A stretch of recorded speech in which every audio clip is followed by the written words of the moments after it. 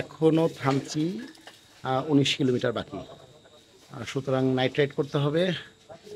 সবারই fog light আছে, সমস্যা নেই ইনশাল্লাহ, কিন্তু একটু চাপ হয়ে যাবে রাতের বেলা যেহেতু পাহাড়ি রোড। বিসমিল্লাহির রহমানির রহিম। আমরা এখন বুলিপাড়া চেকপোস্ট থেকে বের হয়ে যাচ্ছি এন্ট্রি কমপ্লিট করে।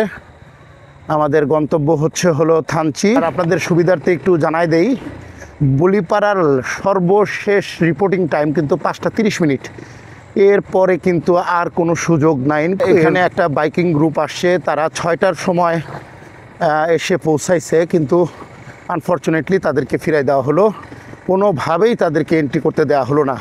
তো যারা এই রুট ব্যবহার করবেন তাদের অবশ্যই মাথায় রাখতে হবে যে আপনাদেরকে 5টা 30 মিনিটের পূর্বেই এই রোডে এই চেকপোস্ট কমপ্লিট করতে হবে। সামনে রনি আছে, সেকেন্ড পজিশনে আমি, থার্ড পজিশনে মিজান ভাই, ফোর্থ পজিশনে আরিফ ভাই এবং ফিফথ পজিশনে রাসেল ভাই। আমরা কেউ কাউকে ক্রস করব না, কেউ কাউকে ওভারটেক করব না। আমরা লেন মেনটেন করে আমরা আরপিএমের কে বেশি জোর না দিয়ে আমরা ধীরে সুস্থে ওঠার চেষ্টা করতেছি, যাতে ইঞ্জিনের উপর প্রেশার না পড়ে। কারণ অনেকক্ষণ যাবৎ আমাদের এই পুরো ট্যুরে ইঞ্জিনের প্রচণ্ড পরিমাণ লোড নিচ্ছে। তবে অবশ্যই রাতের বেলা যেহেতু এক্সট্রা আরও আমাদেরকে কনসাস থাকতে হবে, কোনো ভুলের সুযোগ এই রোডে নাই। পাহাড়ের সন্ধ্যা ধূপ করে আসলে একেবারে অন্ধকার হয়ে গিয়েছে।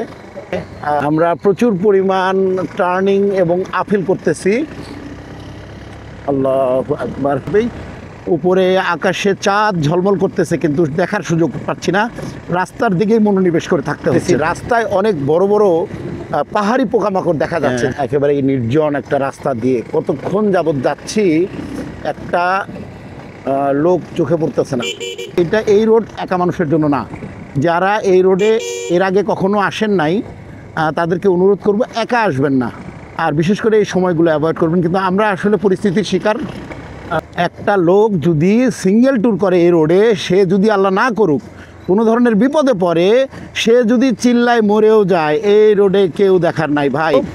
রাত্রেবেলা মোটরসাইকেল নিয়ে তো এই রোডে কেউ আসে না, এবং আপনারা যে 2-1টা মোটরসাইকেল যদি দেখেন তাহলে এটা ভাববেন যে এটা স্থানীয় ব্যক্তিদের, কিন্তু এইখানে কিন্তু বাইরের পর্যটক এই সময় আর এলো না। যে রোড দিয়ে আমরা যাচ্ছি কিছু শঙ্কা মনের মধ্যে কাজ করতেছে।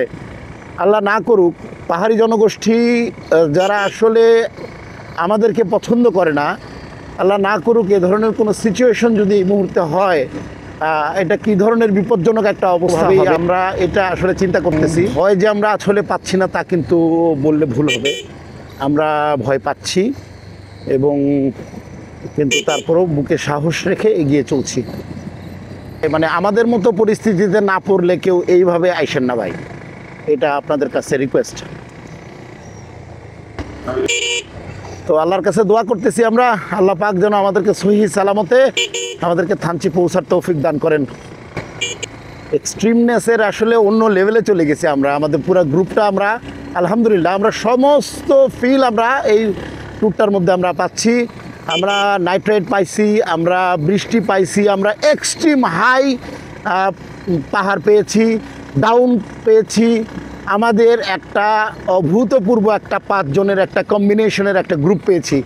থানচি প্রকল্প ক্যাম্প আভিযাত্রিক 17 আমরা চলছি। আমরা এই যে সিএনজি একটা দেখতে পারলাম, অনেকক্ষণ পরে একটা সিএনজি দেখতে পারলাম। বাম দিকে থানচি, ডান দিকে ডিম পাহাড়। আমরা বাম দিকে চলে যাচ্ছি থানচি, ডিম পাহাড় আবার ইনশাল্লাহ আগামীকাল। অনেকক্ষণ পরে গাড়ি ঘোড়া মানুষজন দেখে আসলে মনের মধ্যে একটা ভালো লাগা কাজ করতেছে। থানচি সেতু, আলহামদুলিল্লাহ আল্লাহ পাকের কাছে লাখো কোটি শুকরিয়া, আমরা থানচি পৌঁছে গিয়েছি।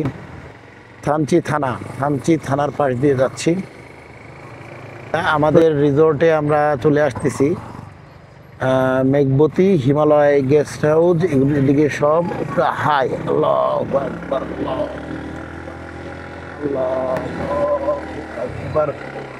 আল্লাহু আকবার, আলহামদুলিল্লাহ। থানচি কুটিরে আমরা এসে পৌঁছেছি আলহামদুলিল্লাহ। থানচি কুটিরে আমাদের রুম বুকিং করা ছিল, থানচি কুটিরে আমরা চলে আসছি। এখন বাইকগুলো আমরা পার্কিং করব। আলহামদুলিল্লাহ আমরা থানচি পৌঁছে গিয়েছি। তো আসলে হোটেলে চেক ইন করার পরে খাওয়া দাওয়ার জন্য আসলে বের হয়েছি, খাওয়া দাওয়া করব। তো তার আগে একটু থানচি মানে যে জায়গাটা এটা একটু দেখতে চাই, এই জন্যই বেরিয়েছি। তো আমরা আছি এখন হলো থানচি মার্কেট এরিয়ার মধ্যে। এই থানচি, রাতের থানচি শহরে এই হচ্ছে মার্কেট। মোটামুটি অনেক বাইকাররা আসছেন, দেখা যাক একটু ঘুরে ঘুরে দেখি। ধন্যবাদ।